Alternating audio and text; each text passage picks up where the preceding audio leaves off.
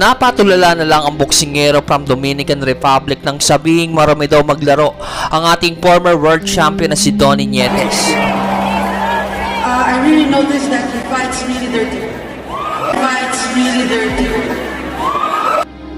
Matapos ang napakagandang victory ni Nietes kontra sa Colombian boxer na si Pablo Carrillo, December ng taong 2021, kinasahan niya ang tinaguriang master boxer ng Pinas, ang boksingero from Dominican Republic na si Norberto Jimenez.